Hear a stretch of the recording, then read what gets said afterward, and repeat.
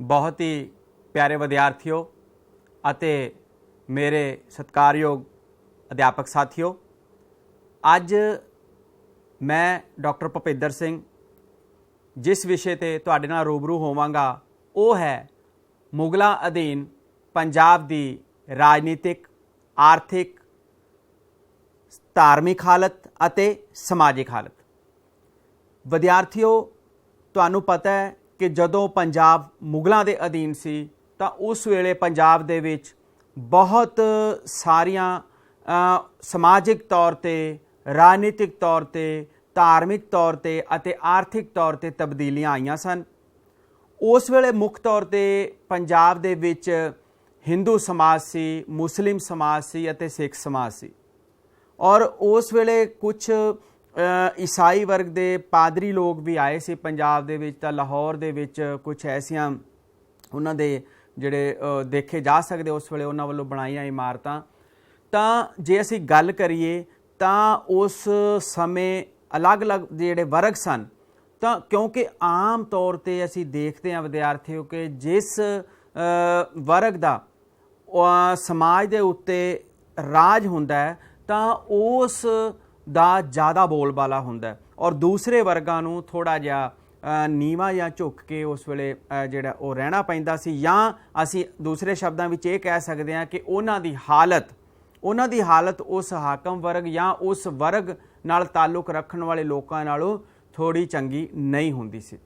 ਤਾਂ ਵਿਦਿਆਰਥੀਓ, ਅਸੀਂ ਅੱਜ ਵਿਸਥਾਰਪੂਰਵਕ ਵੱਖ-ਵੱਖ ਤਰ੍ਹਾਂ ਦੇ ਪਹਿਲੂਆਂ ਬਾਰੇ ਵਿਚਾਰ ਕਰਾਂਗੇ और मैं आस करूँगा कि विद्यार्थियों तो भी कि वो अपनियां नोटबुक्स भी ਜਿਹੜੀਆਂ ਉਹ ਲੈ ਲੈਣ ਤਾਂ ਕਿ ਉਸ ਦੇ ਵਿੱਚ ਮਹੱਤਵਪੂਰਨ ਜਿਹੜੇ ਪਹਿਲੂ ਹੋਣਗੇ ਜਾਂ ਨੁਕਤੇ ਹੋਣਗੇ ਉਹਨਾਂ ਨੂੰ ਨਾਲ ਨਾਲ ਉਹ ਨੋਟ ਕਰਦੇ ਜਾਣਗੇ। ਔਰ ਕਿਉਂਕਿ ਐਗਜ਼ਾਮੀਨੇਸ਼ਨ ਪੁਆਇੰਟ ਆਫ ਵਿਊ ਤੇ ਪ੍ਰੀਖਿਆ ਦੇ ਪੱਖ ਤੋਂ ਜਿਹੜੀਆਂ ਵੀ ਮਹੱਤਵਪੂਰਨ ਗੱਲਾਂ ਹੋਣਗੀਆਂ ਉਹ ਅਸੀਂ ਨਾਲ ਨਾਲ ਵਿਸ਼ੇਸ਼ ਤੌਰ ਤੇ ਸਾਂਝੀਆਂ ਕਰਾਂਗੇ ਤਾਂ ਕਿ ਪ੍ਰੀਖਿਆ ਦੇ ਵਿੱਚ ਤੁਸੀਂ ਵੱਧ ਤੋਂ ਵੱਧ ਅੰਕ ਲੈ ਕੇ, ਵੱਧ ਤੋਂ ਵੱਧ ਮਾਰਕਸ ਲੈ ਕੇ ਤੁਸੀਂ ਪਾਸ ਹੋ ਸਕੋ। ਤਾਂ ਅਸੀਂ ਸ਼ੁਰੂ ਕਰਦੇ ਹਾਂ ਵਿਦਿਆਰਥੀਓ ਕਿ ਉਸ ਵੇਲੇ ਦੇ ਸਮਾਜ ਦੀ ਪਹਿਲਾਂ ਅਸੀਂ ਗੱਲ ਕਰਦੇ ਹਾਂ ਕਿ ਮੁਗਲਾਂ ਅਧੀਨ ਪੰਜਾਬ ਦੀ ਜੇ ਰਾਜਨੀਤਿਕ ਹਾਲਤ ਦੀ ਗੱਲ ਕਰੀਏ ਤਾਂ ਉਸ ਵੇਲੇ AC ਬੈਨਰਜੀ ਕਹਿੰਦੇ ਹੈ ਕਿ ਉਹ ਸਮਾਂ ਜਿਹੜਾ ਸੀਗਾ ਇੱਕ ਲੰਬੇ ਹਨੇਰੇ ਤੇ ਅਨਿਸ਼ਚਿਤ ਅਤੇ ਹਲਚਲ ਦਾ ਸਮਾਂ ਸੀਗਾ ਤੇ ਉਸ ਵੇਲੇ ਲੋਕਾਂ ਦੇ ਜੀਵਨ ਤੇ ਭਿੰਨ-ਭਿੰਨ ਪੱਖਾਂ ਉੱਤੇ ਆਪਣੇ ਉਸ ਵੇਲੇ ਗੰਦੇ ਦਾਗ ਛੱਡੇ ਸੀਗੇ। ਤੇ ਇਸੇ ਤਰ੍ਹਾਂ ਅਸੀਂ ਜੇ ਗੱਲ ਕਰੀਏ ਮੁਗਲਾਂ ਅਧੀਨ ਪੰਜਾਬ ਦੀ ਸਮਾਜਿਕ ਹਾਲਤ ਤਾਂ ਅਸੀਂ ਜੇ ਹਿੰਦੂ ਸਮਾਜ ਜਾਂ ਹਿੰਦੂਆਂ ਦੀ ਸਮਾਜਿਕ ਹਾਲਤ ਬਾਰੇ ਗੱਲ ਕਰੀਏ ਵਿਦਿਆਰਥੀਓ ਤਾਂ ਹਿੰਦੂ ਸਮਾਜ ਵੀ ਉਸ ਵੇਲੇ ਤਿੰਨ ਭਾਗਾਂ ਦੇ ਵਿੱਚ ਵੰਡਿਆ ਹੋਇਆ ਸੀ, ਅਪਰ ਕਲਾਸ, ਮਿਡਲ ਕਲਾਸ ਅਤੇ ਲੋਅਰ ਕਲਾਸ।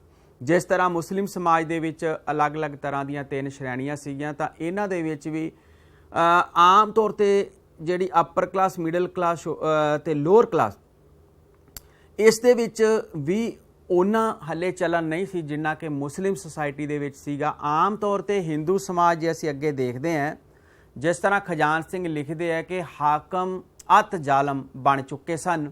ਹਜ਼ਾਰਾਂ ਹਿੰਦੂਆਂ ਨੂੰ ਬੱਕਰੀ ਦੀ ਤਰ੍ਹਾਂ ਝਟਕਾ ਦੇਣਾ ਉਹਨਾਂ ਲਈ ਖੇਡ ਬਣਿਆ ਹੋਇਆ ਸੀ ਕਿਉਂਕਿ ਉਸ ਵੇਲੇ ਜਦੋਂ ਓਪੋਜ਼ਿਟ ਜਿਹੜੇ ਰਾਜ ਕਰ ਰਹੇ ਸੀਗੇ ਉਹ ਅਲੱਗ ਸਨ ਔਰ ਹਿੰਦੂ ਫਕੀਰ ਆਪਣੀ ਅਧਿਆਤਮਿਕ ਸਿੱਖਿਆ ਦਾ ਪ੍ਰਚਾਰ ਨਹੀਂ ਕਰ ਸਕਦੇ ਸਨ। ਹੁਕਮ ਅਦੂਲੀ ਕਰਨ ਤੇ ਉਹਨਾਂ ਨੂੰ ਮੌਤ ਦੇ ਘਾਟ ਉਤਾਰ ਦਿੱਤਾ ਜਾਂਦਾ ਸੀ। ਇਸੇ ਤਰ੍ਹਾਂ ਅਸੀਂ ਦੇਖਦੇ ਹਾਂ ਕਿ ਉਸ ਵੇਲੇ ਹਿੰਦੂ ਸਮਾਜ ਦੀਆਂ ਜੇ ਅਸੀਂ ਅੰਦਰੂਨੀ ਕਮਜ਼ੋਰੀਆਂ ਦੀ ਗੱਲ ਕਰੀਏ ਜਾਂ ਅਸੀਂ ਉਹਨਾਂ ਦੀਆਂ ਜਾਤਾਂ ਅਤੇ ਉਪ ਜਾਤਾਂ ਦੀ ਗੱਲ ਕਰੀਏ ਤਾਂ ਇਟਲੀ ਦਾ ਇੱਕ ਯਾਤਰੀ ਨਿਕੋਲੀ ਕੌਂਟੀ ਆਖਦਾ ਹੈ ਕਿ ਹਿੰਦੂ ਸਮਾਜ 84 ਉਪ ਜਾਤੀਆਂ ਵਿੱਚ ਵੰਡਿਆ ਹੋਇਆ ਸੀ। ਜਾਤ ਪਾਤ ਨੇ ਬਹੁਤ ਭਿਆਨਕ ਰੂਪ ਧਾਰਿਆ ਹੋਇਆ ਸੀ। ਇਹ ਜਾਤ ਪਾਤ ਤਾਂ ਸਮਾਜ ਦੇ ਸੋਹਣੇ ਸਰੀਰ ਉੱਤੇ ਇੱਕ ਕੋਰ ਸੀ ਜਾਂ ਇਸ ਨੂੰ ਸਰਾਪ ਵੀ ਆਖਿਆ ਜਾ ਸਕਦਾ। ਤਾਂ ਅਸੀਂ ਇਸ ਤੋਂ ਇਹ ਦੇਖਦੇ ਹਾਂ ਕਿ ਉਸ ਵੇਲੇ ਵੱਖ-ਵੱਖ ਤਰ੍ਹਾਂ ਦੀਆਂ ਜਾਤਾਂ ਅਤੇ ਉਪ ਜਾਤਾਂ ਜਨਮ ਲੈ ਚੁੱਕੀਆਂ ਸੀ ਕਿ ਖੱਤਰੀ, ਸੈਣੀ, ਜੱਟ, ਰਾਜਪੂਤ, ਲਬਾਣਾ, ਕੇਸਦਾਰ, ਰਾਮਦਾਸੀਆ, ਕੰਬੋਜ, ਰਾਮਗੜੀਆ, ਰਵੀਦਾਸੀਆ, ਅਰੋੜਾ। ਤਾਂ ਕਹਿਣ ਤੋਂ ਭਾਵ ਕੀ ਆ ਵਿਦਿਆਰਥੀਓ ਕਿ ਬਹੁਤ ਸਾਰੀਆਂ ਉਪ ਜਾਤਾਂ ਹੋਂਦ ਵਿੱਚ ਆ ਚੁੱਕੀਆਂ ਸੀ। ਆਮ ਤੌਰ ਤੇ ਜੇ ਅਸੀਂ ਕਾਸਟ ਸਿਸਟਮ ਦੀ ਗੱਲ ਕਰਦੇ ਹਾਂ ਉਸ ਸਮੇਂ ਤਾਂ ਹਿੰਦੂ ਸਮਾਜ ਮੇਨ 4 ਜਾਤਾਂ ਦੇ ਵਿੱਚ ਵੰਡਿਆ ਹੋਇਆ ਸੀ। ਬ੍ਰਾਹਮਣ, ਕਸ਼ਤਰੀ, ਵੈਸ਼ ਅਤੇ ਸ਼ੂਦਰ। स्टूडेंट तुसीं देखो ਜਿਹੜੀ ਇਹ ਤਿੰਨ ਕਾਸਟ ਨੇ ਬ੍ਰਾਹਮਣ ਕਸ਼ਤਰੀ ਤੇ ਵੈਸ਼ ਤੁਸੀਂ ਦੇਖੋ ਇਹ ਐਰੋ ਇਹਨਾਂ ਤੱਕ ਆ ਰਿਹਾ ਠੀਕ ਹੈ ਇਸ ਦੇ ਵਿੱਚ ਕੀ ਹੈ ਪਿਓਰ ਕਾਸਟ ਉਸ ਸਮੇਂ ਇਹ ਸਮਝਿਆ ਜਾਂਦਾ ਸੀ ਕਿ ਬ੍ਰਾਹਮਣ ਕਸ਼ਤਰੀਆ ਤੇ ਵੈਸ਼ ਇਹ ਤਿੰਨੋਂ ਜਿਹੜੇ ਹੈ ਉਹ ਆਪਣੇ ਆਪ ਦੇ ਵਿੱਚ ਪਿਓਰ ਕਾਸਟ ਸੀ ਔਰ ਸ਼ੂਦਰਾਂ ਦੀ ਹਾਲਤ ਉਸ ਵੇਲੇ ਬਹੁਤ ਤਰਸਯੋਗ ਹੁੰਦੀ ਸੀ ਉਸ ਨੂੰ ਇੰਪਿਓਰ ਕਾਸਟ ਦੇ ਵਿੱਚ ਲਿਆ ਜਾਂਦਾ ਸੀ देखो इस जे तुसी ट्रायंगल देख रहे हो इस ट्रायंगल दे विच तुसी देखो कि जो ग्रीन कलर विच तुसी देख रहे हो स्टूडेंट्स ब्राह्मण्स ठीक है इस तरह तुसी देखो अगे है क्षत्रिया ब्राह्मण्स दे विच कौन आ जाता है प्रीस्ट ते स्कॉलर कि जेड़े उस वेले दे पुजारी वर्ग कह लो या जिन्हां नूं जेड़े विद्वान हुंदे सी या संस्कृत दे बहुत वड्डे विद्वान हुंदे सी ਉਹ ਸਭ ਤੋਂ ਉੱਪਰਲੀ ਕਾਸਟ ਜਿਹੜੀ ਹੈ ਉਹ ਬ੍ਰਾਹਮਣ ਇਹਨਾਂ ਦਾ ਰਹਿਣਾ ਸਹਿਣਾ ਇਹਨਾਂ ਦਾ ਜੋ ਇਹਨਾਂ ਨੂੰ ਉਸ ਵੇਲੇ ਰਾਜਿਆਂ ਦੇ ਵੱਲੋਂ ਜਾਂ ਫਿਰ ਉਸ ਵੇਲੇ ਜਿਹੜੀ ਅਪਰ ਕਲਾਸ ਹੁੰਦੀ ਸੀ ਹਿੰਦੂਜ਼ ਦੇ ਵਿੱਚ ਤਾਂ ਇਹਨਾਂ ਨੂੰ ਵਿਸ਼ੇਸ਼ ਸਥਾਨ ਪ੍ਰਾਪਤ ਹੁੰਦਾ ਸੀ ਜੇ ਅਸੀਂ ਗੱਲ ਕਰਦੇ ਹਾਂ ਕਸ਼ਤਰੀਆ ਦੀ ਤਾਂ ਰੂਲਰਸ ਐਂਡ ਵਾਰੀਅਰਸ ਇਹ ਲੋਕ ਹੁੰਦੇ ਸੀ ਇਸੇ ਤਰ੍ਹਾਂ ਵੈਸ਼ ਹੈ ਵੈਸ਼ ਦੇ ਵਿੱਚ ਮਰਚੈਂਟਸ ਟ੍ਰੇਡਰ ਐਂਡ ਆਰਟੀਜ਼ਨ ਭਾਵ कि उस वेले वपारी वर्ग हुंदे सी जिहड़े लोग और उस वेले जिहड़े हत्थी काम करन वाले हुंदे सीगे उन्हां सारिआं नूं वैश कह के बुलाया जांदा सी और उस तो सब तो बाद तुसीं देखो लास्ट है शूद्रा भाव के फार्मर्स ते लेबरर्स इस तरह स्लेव्स जिहड़े नौकर चाकर हुंदे सी ते जिहड़े गुलाम हुंदे सी वो सारे इस दे विच आ जांदे सीगे और इन्हां दा काम ਜਿਹੜੀਆਂ ਉੱਪਰ ਵਾਲੇ ਤਿੰਨ ਵਰਗ ਨੇ ਉਹਨਾਂ ਦੀ ਸੇਵਾ ਕਰਨੀ ਹੀ ਇਹਨਾਂ ਦਾ ਪ੍ਰਮੁੱਖ ਜਿਹੜਾ ਉਹ ਕਰਤੱਵ ਹੁੰਦਾ ਸੀ ਔਰ ਪ੍ਰਮੁੱਖ ਇਹਨਾਂ ਦਾ ਆਪਣਾ ਇਹ ਲੋਕ ਧਰਮ ਮੰਨਦੇ ਸੀਗੇ ਕਿਉਂਕਿ ਉਸ ਵੇਲੇ ਕੋਈ ਸਾਂਝਾ ਉਦੇਸ਼ ਨਹੀਂ ਹੁੰਦਾ ਸੀਗਾ ਅੰਧ ਵਿਸ਼ਵਾਸ ਤੇ ਖੋਖਲੇ ਰੀਤੀ ਰਿਵਾਜ ਵੀ ਬਹੁਤ ਜ਼ਿਆਦਾ ਫੈਲੇ ਹੋਏ ਸੀਗੇ ਉਸ ਵੇਲੇ ਧਰਮ ਦੇ ਵਿੱਚ ਉਹਨਾਂ ਦੇ ਡਾਕਟਰ ਜੀ.ਸੀ. ਨਾਰੰਗ ਨੇ ਲਿਖਿਆ ਹੈ ਕਿ ਸੱਚੇ ਧਰਮ ਦੇ ਸੋਮੇ ਵਿਅਰਥ ਰੀਤੀ ਰਿਵਾਜਾਂ कर्मकांड घिरना योग अंध विश्वास पुरोहितां दी स्वार्थ सिद्धि जनता दे बेमुखता दे काफूस द्वारा सुकाए जा चुके सन भाव कि धर्म काफ़ी ज़्यादा जिहड़ा उस वेले पचीदा हो गया सीगा जे असीं इस्त्रियां दी हालत की गल करिए उस समय तो डॉक्टर A.M. अशरफ ने लिखा है कि इस तरह जन्म तो लैके मौत ताईं इस्त्री की स्थिति बहुत बुरी सी विद्यार्थियों जे असीं ਵੱਖ-ਵੱਖ वर्गां की गल करिए पोजीशन ऑफ वूमेन की गल करिए तो इस्त्रियां की हालत जे असीं अपर क्लास की गल करिए ठीक है जे असीं उच्च वर्ग की गल करते हैं तो उच्च वर्ग दे विच खास तौर पर मुस्लिम सोसाइटी दे विच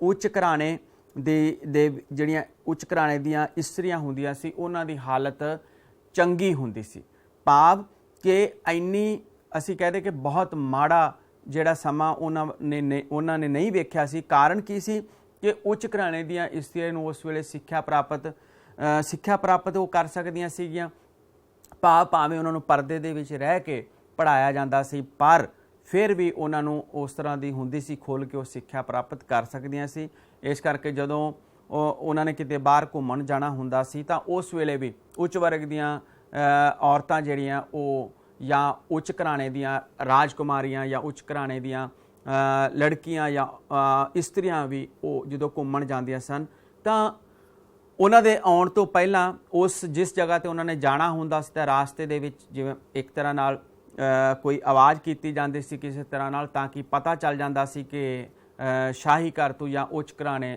ਦੇ ਕੋਈ ਲੜਕੀ ਜਾਂ ਇਸਤਰੀ ਆ ਰਹੀ ਹੈ ਉਹਨਾਂ ਨੂੰ ਪਾਲਕੀ 'ਚ ਬਿਠਾ ਕੇ ਉਹ ਆਇਆ ਜਾਂਦਾ ਸੀ ਤਾਂ ਸਾਰੇ ਆਪਣੀ ਨਜ਼ਰਾਂ ਜਿਹੜੀਆਂ ਉਹ ਨੀਚੇ ਝੁਕਾ ਲੈਂਦੇ ਸੀਗੇ ਖਾਸ ਤੌਰ 'ਤੇ ਆਦਮੀ ਵਰਗ ਤਾਂ ਉਹ ਨਜ਼ਰ ਉਦੋਂ ਤੱਕ ਉੱਪਰ ਨਹੀਂ ਚੱਕਦੇ ਸੀ ਜਦ ਤੱਕ ਉਹ ਉੱਥੋਂ ਪਾਸ ਔਨ ਜਾਂ ਉੱਥੋਂ ਲੰਘ ਨਹੀਂ ਜਾਂਦੇ ਸੀ ਤਾਂ ਆਮ ਤੌਰ 'ਤੇ ਇਸਤਰੀਆਂ ਦੀ ਹਾਲਤ ਜਿਹੜੀ ਉਹ ਮਾੜੀ ਹੁੰਦੀ ਸੀਗੀ ਤੇ ਜੇ ਅਸੀਂ ਗੱਲ ਕਰਦੇ ਹਾਂ ਭੋਜਨ ਦੀ ਤਾਂ ਭੋਜਨ ਦੇ ਵਿੱਚ ਅਸੀਂ ਦੇਖਦੇ ਹਾਂ ਸਟੂਡੈਂਟਸ ਕਿ ਜੇ ਅਸੀਂ ਗੱਲ ਕਰੀਏ ਮੁਸਲਿਮ ਸਮਾਜ ਦੀ ਤਾਂ ਮੁਸਲਿਮ ਸਮਾਜ ਦੇ ਵਿੱਚ ਅਸੀਂ ਦੇਖਦੇ ਹਾਂ ਕਿ ਅਪਰ ਕਲਾਸ ਮਿਡਲ ਕਲਾਸ ਤੇ ਲੋਅਰ ਕਲਾਸ ਤੇ ਉਹਨਾਂ ਦੇ ਵਿੱਚ ਭੋਜਨ ਦੀ ਅਸੀਂ ਗੱਲ ਕਰਦੇ ਹਾਂ ਵਿਦਿਆਰਥੀਓ ਤਾਂ ਵੱਖ-ਵੱਖ ਤਰ੍ਹਾਂ ਦੇ ਤੁਸੀਂ ਦੇਖੋ ਇੱਥੇ ਵੀ ਵੱਖ-ਵੱਖ ਤਰ੍ਹਾਂ ਦੇ ਪਕਵਾਨ ਹੈ ਤੇ ਜੇ ਸਿੰਪਲ ਇਹਨਾਂ ਚੀਜ਼ਾਂ ਨੂੰ ਬੇਟਾ ਰੱਟੇ ਮਾਰਨ ਦੀ ਵੀ ਲੋੜ ਨਹੀਂ ਹੈ कि आम तौर ते तुसी दिमाग दे विच रख सकदे हो कि उस वेले दा समाज 3 वर्गां दे विच वंडिया होया सी, उच्च वर्ग, मध वर्ग अते नीवा वर्ग, भाव अपर क्लास, मिडल क्लास अते लोअर क्लास। अपर क्लास दे विच किहड़े लोग हुंदे सी? जिहड़े राजे महाराजे या उन्हां दे मंत्री या उन्हां दे रिश्तेदार, ਉਹ ਉੱਚ वर्ग ਦੇ ਲੋਕ ਮੰਨੇ ਜਾਂਦੇ ਸੀ। मध वर्ग ਦੇ ਵਿੱਚ नौकरी पेशा लोग ਹੁੰਦੇ ਸੀਗੇ, किसान ਹੁੰਦੇ ਸੀਗੇ, ਦਸਤਕਾਰ ਹੁੰਦੇ ਸੀ, ਇਹ ਸਾਰੇ मध वर्ग ਦੇ ਵਿੱਚ ਹੁੰਦੇ ਸੀ। ਅਤੇ ਨੀਵੀਂ ਸ਼੍ਰੇਣੀ ਦੇ ਵਿੱਚ ਕਾਮੇ ਔਰ ਜਿਹੜੇ ਗੁਲਾਮ ਹੁੰਦੇ ਸੀ, ਨੌਕਰ ਚਾਕਰ ਹੁੰਦੇ ਸੀ, ਜਾਂ ਹੋਰ ਕੁਝ ਵਰਗ ਜਿਹੜੇ ਸੀਗੇ ਉਹ ਨੀਵੀਂ ਸ਼੍ਰੇਣੀ ਦੇ ਵਿੱਚ ਆਉਂਦੇ ਸੀ। ਤਾਂ ਵਿਦਿਆਰਥੀਓ, ਉਹਨਾਂ ਦਾ ਅਗਰ ਤੁਸੀਂ ਦਿਮਾਗ ਦੇ ਵਿੱਚ ਇੱਕ ਚੀਜ਼ ਬਿਠਾ ਲਓਗੇ, ਅਪਰ ਕਲਾਸ, ਮਿਡਲ ਕਲਾਸ ਔਰ ਲੋਅਰ ਕਲਾਸ, ਤਾਂ ਅਸੀਂ ਉਹਨਾਂ ਦੇ ਬਾਰੇ ਅੱਗੇ ਹੋਰ ਅਲੱਗ-ਅਲੱਗ ਤਰ੍ਹਾਂ ਦੀਆਂ ਜਾਣਕਾਰੀਆਂ ਹਾਸਲ ਕਰ ਸਕਦੇ ਹਾਂ। ਜਿਵੇਂ ਉਦਾਹਰਨ ਦੇ ਤੌਰ 'ਤੇ ਆਪਾਂ ਹੁਣੇ ਭੋਜਨ ਦੀ ਗੱਲ ਕੀਤੀ, ਤਾਂ ਤੁਸੀਂ ਆਸਾਨੀ ਨਾਲ ਇਸ ਚੀਜ਼ ਦਾ ਅੰਦਾਜ਼ਾ ਲਾ ਸਕਦੇ ਹੋ ਕਿ ਜੇ ਉੱਚ ਵਰਗ ਦੇ ਅਸੀਂ ਲੋਕਾਂ ਦੀ ਗੱਲ ਕਰੀਏ ਉਸ ਸਮੇਂ ਦੇ, ਅਪਰ ਕਲਾਸ ਦਾ ਭੋਜਨ ਕਿਸ ਤਰ੍ਹਾਂ ਦਾ ਹੋਏਗਾ? ਉਹ ਅਪਰ ਕਲਾਸ ਵਾਲਾ ਹੀ ਹੋਏਗਾ, ਉਹ ਬਹੁਤ ਉੱਚ ਦਰਜੇ ਦਾ ਹੋਏਗਾ। ਜਿਸ ਤਰ੍ਹਾਂ ਅਸੀਂ ਦੇਖਦੇ ਹਾਂ, ਤੁਸੀਂ ਅਕਸਰ ਕਈ ਪਿਕਚਰਸ ਦੇ ਵਿੱਚ, ਮੂਵੀਜ਼ 'ਚ ਦੇਖਿਆ ਹੋਣਾ ਕਿ ਬਹੁਤ ਵੱਡੇ ਵੱਡੇ ਘਰਾਣੇ ਦੇ ਵਿੱਚ ਜਦੋਂ ਦੇਖਿਆ ਜਾਂਦਾ ਤਾਂ ਖਾਣੇ ਦਾ ਟੇਬਲ ਹੀ ਬਹੁਤ ਵੱਡਾ ਹੁੰਦਾ। ਕਈ ਪਿਕਚਰਸ ਦੇ ਵਿੱਚ, ਹਿਸਟੋਰੀਕਲ ਮੂਵੀਜ਼ ਦੇ ਵਿੱਚ ਤੁਸੀਂ ਦੇਖਿਆ ਹੋਣਾ ਕਿ ਰਾਜੇ ਮਹਾਰਾਜਿਆਂ ਦੀਆਂ ਕਈ ਪਿਕਚਰਾਂ ਐਸੀਆਂ ਦਿਖਾਈਆਂ ਜਾਂਦੀਆਂ, ਤਾਂ ਉਸ ਦੇ ਵਿੱਚ ਇਸ ਤਰ੍ਹਾਂ ਦ੍ਰਿਸ਼ ਫਿਲਮਾਇਆ ਜਾਂਦਾ ਹੈ ਕਿ ਇੱਕ ਬਹੁਤ ਵੱਡੇ ਟੇਬਲ ਦੇ ਉੱਪਰ ਵੱਖ-ਵੱਖ ਤਰ੍ਹਾਂ ਦੇ ਪਕਵਾਨ ਉਹ ਸੱਜ ਜਾਂਦੇ ਹੈ, ਲੇਕਿਨ ਉਹਨਾਂ ਪਕਵਾਨਾਂ ਨੂੰ ਖਾਣ ਵਾਲੇ ਬਹੁਤ ਥੋੜ੍ਹੇ ਲੋਕ ਹੁੰਦੇ ਆ। ਲੇਕਿਨ ਕਿਉਂਕਿ ਉਹ ਉੱਚ ਵਰਗ ਦੇ ਨੇ, ਇਸ ਕਰਕੇ 3600 ਤਰ੍ਹਾਂ ਦੇ ਵਿਅੰਜਨ ਉਸ ਵੇਲੇ ਤਿਆਰ ਕੀਤੇ ਜਾਂਦੇ ਸੀ ਔਰ ਅਲੱਗ-ਅਲੱਗ ਤਰ੍ਹਾਂ ਦਾ ਭੋਜਨ ਜਿਹੜਾ ਉਹ ਪਰੋਸਿਆ ਜਾਂਦਾ ਸੀ, ਵੈਜੀਟੇਰੀਅਨ ਔਰ ਨਾਨ ਵੈਜੀਟੇਰੀਅਨ। ਅੱਗੇ ਅਸੀਂ ਗੱਲ ਕਰਦੇ ਹਾਂ ਮਨੋਰੰਜਨ ਦੇ ਸਾਧਨ। ਹੁਣ ਇਹ ਵੀ ਉਸੇ ਤਰ੍ਹਾਂ ਵਿਦਿਆਰਥੀਓ ਕਿ ਅਗਰ ਅਸੀਂ ਆਪਣੇ ਮਾਈਂਡ ਦੇ ਵਿੱਚ ਇੱਕ ਚੀਜ਼ ਬਿਠਾ ਲਈ ਹੈ, ਅਪਰ ਕਲਾਸ, ਮਿਡਲ ਕਲਾਸ ਔਰ ਲੋਅਰ ਕਲਾਸ, ਤਾਂ ਅਸੀਂ ਦੇਖਦੇ ਹਾਂ ਕਿ ਅਪਰ ਕਲਾਸ, ਜੇ ਅਸੀਂ ਮਨੋਰੰਜਨ ਦੇ ਸਾਧਨਾਂ ਦੀ ਗੱਲ ਕਰੀਏ, ਜੇ ਅਸੀਂ ਐਟ ਪ੍ਰੈਜ਼ੈਂਟ ਅਸੀਂ ਜੋੜ ਕੇ ਦੇਖਦੇ ਹਾਂ ਤਾਂ ਅਪਰ ਕਲਾਸ ਦੇ ਲੋਕ ਅੱਜ ਦੀ ਡੇਟ ਦੇ ਵਿੱਚ, ਅੱਜ ਕੱਲ੍ਹ ਤੁਸੀਂ ਦੇਖੋ ਕਿ ਕੋਈ ਟ੍ਰਿਪ 'ਤੇ ਜਾ ਰਿਹਾ ਮਨੋਰੰਜਨ ਕਰਨ ਲਈ, ਕੋਈ ਯੂਰਪ ਦੇ ਟੂਰ 'ਤੇ ਜਾ ਰਿਹਾ, ਤਾਂ ਦੂਰ ਦੂਰ ਜਿਹੜੇ ਆ ਉਹ ਅਲੱਗ-ਅਲੱਗ ਤਰੀਕੇ ਨਾਲ ਮਨੋਰੰਜਨ ਦੇ ਸੋਰਸਿਸ ਨੇ। ਔਰ ਜੇ ਅਸੀਂ ਮਿਡਲ ਕਲਾਸ, ਮੱਧ ਸ਼੍ਰੇਣੀ ਦੀ ਗੱਲ ਕਰੀਏ, ਤਾਂ ਉਹ ਆਸ-ਪਾਸ ਕਿਸੇ ਨੇਬਰਿੰਗ ਸਟੇਟ ਜਾਂ ਹੋਰ ਕਿਤੇ ਕੋਈ ਇੱਕ ਅੱਧੇ ਕੰਟਰੀ ਦੇ ਵਿੱਚ ਕੋਈ ਟੂਰ ਲਾਉਂਦਾ। ਔਰ ਇਸੇ ਤਰ੍ਹਾਂ ਜੇ ਲੋਅਰ ਕਲਾਸ ਦੀ ਗੱਲ ਕਰੀਏ ਤਾਂ ਉਹ ਆਸ-ਪਾਸ ਹੀ ਆਪਣੇ ਬਿਲਕੁਲ ਸਰਾਊਂਡਿੰਗ ਦੇ ਵਿੱਚ ਹੀ ਉਹ ਘੁੰਮ ਫਿਰ ਕੇ ਉਹ ਆਪਣਾ ਮਨੋਰੰਜਨ ਕਰਦੇ ਆ, ਜਾਂ ਅਲੱਗ-ਅਲੱਗ ਤਰੀਕਿਆਂ ਦੇ ਨਾਲ ਉਹ ਲੋਕ। ਹੁਣ ਜੇ ਅਸੀਂ ਇਹਨੂੰ ਪਿਛੋਕੜ ਨਾਲ ਜੋੜਦੇ ਹਾਂ, ਜਿਵੇਂ ਅਸੀਂ ਗੱਲ ਕਰ ਰਹੇ ਹਾਂ ਮੁਗਲਾਂ ਦੇ ਅਧੀਨ ਪੰਜਾਬ ਦੀ, ਤਾਂ ਉਸ ਵੇਲੇ ਅਪਰ ਕਲਾਸ ਦੇ ਲੋਕ ਕਿਸ ਤਰ੍ਹਾਂ ਮਨੋਰੰਜਨ ਕਰਦੇ ਸੀਗੇ? ਭਾਵ ਉਹ ਲੋਕ ਘੋੜ ਦੌੜਾਂ ਕਰਾਉਂਦੇ ਸੀ, ਰੱਥਾਂ ਦੀਆਂ ਦੌੜਾਂ ਕਰਾਈਆਂ ਜਾਂਦੀਆਂ ਸੀ, ਉਹ ਲੋਕ ਸ਼ਿਕਾਰ ਕਰਦੇ ਸੀਗੇ ਔਰ ਕੁਸ਼ਤੀਆਂ ਦੇ ਮੁਕਾਬਲੇ ਕਰਵਾਏ ਜਾਂਦੇ ਸੀ ਅਲੱਗ-ਅਲੱਗ ਤਰੀਕਿਆਂ ਦੇ ਨਾਲ। ਇਸੇ ਤਰ੍ਹਾਂ ਜਿਹੜੇ ਆਮ ਤੌਰ 'ਤੇ ਲੋਅਰ ਕਲਾਸ ਦੇ ਹੁੰਦੇ ਸੀ, ਲੋਅਰ ਕੈਟਾਗਰੀ, ਤਾਂ ਉਹ ਲੋਕ ਹਲਕੇ ਫੁਲਕੇ ਤਰੀਕੇ ਨਾਲ ਆਪਣਾ ਬੈਠ ਕੇ ਉਹ ਮਨੋਰੰਜਨ ਕਰਦੇ ਸੀ। ਅਤੇ ਜੇ ਅਸੀਂ ਗੱਲ ਕਰਦੇ ਹਾਂ ਉਸ ਵੇਲੇ ਦੇ ਪਹਿਰਾਵੇ ਦੀ, ਤਾਂ ਵਿਦਿਆਰਥੀਓ ਪਹਿਰਾਵੇ ਦੇ ਵਿੱਚ ਉਸ ਵੇਲੇ ਜੇ ਅਸੀਂ ਅਪਰ ਕਲਾਸ ਦੀ ਗੱਲ ਕਰੀਏ ਤਾਂ ਵੱਖ-ਵੱਖ ਤਰ੍ਹਾਂ ਦੇ ਪਹਿਰਾਵੇ, ਕੀਮਤੀ ਪੋਸ਼ਾਕਾਂ ਉਸ ਵੇਲੇ ਉਹ ਲੋਕ ਪਾਉਂਦੇ ਸੀਗੇ। ਵੱਖ-ਵੱਖ ਤਰ੍ਹਾਂ ਦੀਆਂ ਪੋਸ਼ਾਕਾਂ ਦੇ ਵਿੱਚ ਉਹਨਾਂ ਦੇ ਬੜੇ ਕੀਮਤੀ ਵਸਤਰ ਹੁੰਦੇ ਸੀ, ਰੇਸ਼ਮੀ, ਮਖਮਲ, ਔਰ ਉਹਨਾਂ ਦੇ ਉੱਤੇ ਅਲੱਗ-ਅਲੱਗ ਤਰ੍ਹਾਂ ਦੀ ਐਮਬਰਾਇਡਰੀ, ਜਿਹਨੂੰ ਅਸੀਂ ਕਹਿ ਦਿੰਦੇ ਹਾਂ ਕਿ ਕਸ਼ੀਦਾਕਾਰੀ ਕੀਤੀ ਹੁੰਦੀ ਸੀਗੀ। ਵੱਖ-ਵੱਖ ਤਰ੍ਹਾਂ ਦੇ ਇੱਦਾਂ ਦੇ ਪਹਿਰਾਵੇ ਜਿਹੜੇ ਉਹ ਪਾਏ ਜਾਂਦੇ ਸੀ। ਔਰਤਾਂ ਦੇ ਪਹਿਰਾਵੇ ਅਤੇ ਮਰਦਾਂ ਦੇ ਪਹਿਰਾਵਿਆਂ ਦੇ ਵਿੱਚ ਉਹ ਫਰਕ ਹੁੰਦਾ ਸੀਗਾ ਔਰ ਪਹਿਰਾਵਾ ਦੇਖ ਕੇ ਹੀ ਇਹ ਪਤਾ ਚੱਲਦਾ ਸੀ ਕਿ ਇਹ ਕੋਈ ਉੱਚ ਘਰਾਣੇ ਦਾ ਹੈ ਜਾਂ ਇਹ ਕੋਈ ਮੱਧ ਵਰਗ ਦਾ ਲੱਗਦਾ ਹੈ ਜਾਂ ਇਹ ਨੀਵੀਂ ਸ਼੍ਰੇਣੀ ਦਾ ਲੱਗਦਾ ਹੈ। ਉਸ ਤੋਂ ਬਾਅਦ ਅਸੀਂ ਗੱਲ ਕਰਦੇ ਹਾਂ ਕੱਪੜੇ ਅਤੇ ਗਹਿਣਿਆਂ ਦੀ। ਵੱਖ-ਵੱਖ ਤਰ੍ਹਾਂ ਦੇ ਜਿਹੜੇ ਪਹਿਰਾਵੇ ਦੀ ਜਿਵੇਂ ਅਸੀਂ ਗੱਲ ਕੀਤੀ ਕਿ ਕਿਸ ਤਰ੍ਹਾਂ ਦੇ ਉਹ ਲੋਕ ਕੱਪੜੇ ਪਾਉਂਦੇ ਸੀ। ਜੇ ਅਸੀਂ ਗਹਿਣਿਆਂ ਦੀ ਗੱਲ ਕਰੀਏ ਤਾਂ ਉਸ ਵੇਲੇ ਇਸਤਰੀਆਂ ਉਹ ਵੰਗਾਂ ਪਾਉਂਦੀਆਂ ਸੀ ਔਰ ਉਹ ਬਾਜੂਬੰਦ ਪਾਏ ਜਾਂਦੇ ਸੀ। ਉਹਨਾਂ ਦੇ ਵਿੱਚ ਕੰਨਾਂ ਦੇ ਵਿੱਚ ਵਾਲੀਆਂ ਪਾਉਣ ਦਾ ਰਿਵਾਜ਼ ਸੀ ਔਰ ਲੰਬੇ ਝੁਮਕੇ ਪਾਉਣ ਦਾ ਰਿਵਾਜ਼ ਸੀ। ਵਾਲਾਂ ਨੂੰ ਵੱਖਰੇ ਵੱਖਰੇ ਤਰੀਕੇ ਨਾਲ ਸ਼ਿੰਗਾਰਨ ਦਾ, ਵਾਲਾਂ ਨੂੰ ਵੱਖਰੇ ਵੱਖਰੇ ਤਰੀਕੇ ਨਾਲ ਸਜਾਉਣ ਦਾ ਰਿਵਾਜ਼ ਹੁੰਦਾ ਸੀਗਾ ਔਰ ਗਲ ਦੇ ਵਿੱਚ ਹਾਰ ਪਾਉਣ ਦਾ ਉਸ ਵੇਲੇ ਰਿਵਾਜ਼ ਹੁੰਦਾ ਸੀਗਾ। ਔਰ ਹੱਥਾਂ ਦੇ ਵਿੱਚ ਅੰਗੂਠੀਆਂ ਪਾਈਆਂ ਜਾਂਦੀਆਂ ਸਨ। ਇਸ ਤਰ੍ਹਾਂ ਜੇ ਅਸੀਂ ਗਹਿਣਿਆਂ ਦੀ ਗੱਲ ਕਰੀਏ ਤਾਂ ਉਹ ਵੀ ਅਪਰ ਕਲਾਸ ਦੇ ਲੋਕ ਬਹੁਤ ਹੀ ਅਵਲ ਦਰਜੇ ਦੇ ਉਹ ਔਰਨਾਮੈਂਟਸ ਪਹਿਨਦੇ ਸੀ, ਗਹਿਣੇ ਪਹਿਨਦੇ ਸੀਗੇ। ਔਰ ਜੇ ਅਸੀਂ ਮੱਧ ਵਰਗ ਦੀ ਗੱਲ ਕਰੀਏ ਤਾਂ ਉਸੇ ਤਰ੍ਹਾਂ ਮਿਡਲ ਕਲਾਸ, ਜੇ ਅਸੀਂ ਆਪਣੇ ਆਲੇ ਦੁਆਲੇ ਦੀ ਦੇਖੀਏ ਤਾਂ ਉਸ ਵੇਲੇ ਵੀ ਮਿਡਲ ਕਲਾਸ ਦੇ ਲੋਕ, ਉਹਨਾਂ ਕੋਲ ਗਹਿਣੇ ਥੋੜ੍ਹੇ ਘੱਟ ਹੁੰਦੇ ਸੀ ਔਰ ਉਹਨਾਂ ਦਾ ਲੈਵਲ ਵੀ ਥੋੜ੍ਹਾ ਜਿਹਾ ਥੱਲੇ ਆ ਜਾਂਦਾ ਸੀਗਾ। ਔਰ ਜੇ ਅਸੀਂ ਲੋਅਰ ਕਲਾਸ ਦੀ ਗੱਲ ਕਰੀਏ, ਨੀਵੀਂ ਸ਼੍ਰੇਣੀ ਦੇ ਲੋਕਾਂ ਦੀ ਗੱਲ ਕਰੀਏ ਤਾਂ ਉਸ ਦੇ ਵਿੱਚ ਜਿਹੜੇ ਗਹਿਣੇ ਉਹ ਬਹੁਤ ਘੱਟ ਗਹਿਣੇ ਜਿਹੜੇ ਆ ਉਹ ਪਾਏ ਜਾਂਦੇ ਸੀਗੇ। ਜੇ ਅਸੀਂ ਸਿੱਖਿਆ ਦੀ ਗੱਲ ਕਰੀਏ ਤਾਂ ਉਸ ਵੇਲੇ ਸਿੱਖਿਆ ਦਾ ਵਿੱਚ ਕਾਫੀ ਜ਼ਿਆਦਾ ਜਿਹੜਾ ਉਹ ਵਿਸਥਾਰ ਹੋ ਚੁੱਕਿਆ ਸੀ। ਆਮ ਤੌਰ 'ਤੇ ਜਿਹੜੀ ਮੁੱਢਲੀ ਸਿੱਖਿਆ ਉਹ ਗੁਰੂਕੁਲਾਂ ਜਾਂ ਮਦਰਸਿਆਂ ਦੇ ਵਿੱਚ, ਉਸ ਵੇਲੇ ਮਸਜਿਦਾਂ ਦੇ ਵਿੱਚ ਦਿੱਤੀ ਜਾਂਦੀ ਸੀ, ਪਾਠਸ਼ਾਲਾਵਾਂ ਜਿਹੜੀਆਂ ਸੀਗੀਆਂ। ਪਰ ਉੱਚ ਜਿਹੜੀ ਸਿੱਖਿਆ ਉਹ ਉਸ ਦੇ ਲਈ ਵੱਡੇ ਜਿਹੜੇ ਨਗਰ ਸੀਗੇ ਉਹਨਾਂ ਵਿੱਚ ਜਾ ਕੇ, ਜਿਵੇਂ ਲਾਹੌਰ ਇੱਕ ਬਹੁਤ ਵੱਡਾ ਉਸ ਵੇਲੇ ਦਾ ਜਿਹੜਾ ਮੰਨਿਆ ਹੋਇਆ ਸੀ, ਲਾਹੌਰ, ਸਰਹੰਦ, ਅੰਮ੍ਰਿਤਸਰ, ਜਲੰਧਰ, ਐਸੇ ਸ਼ਹਿਰ ਜਿਨ੍ਹਾਂ ਤੋਂ ਉਚੇਰੀ ਸਿੱਖਿਆ ਲੈਣ ਦੇ ਲਈ ਉਸ ਵੇਲੇ ਲੋਕ ਉਹ ਜਾਂਦੇ ਸੀਗੇ।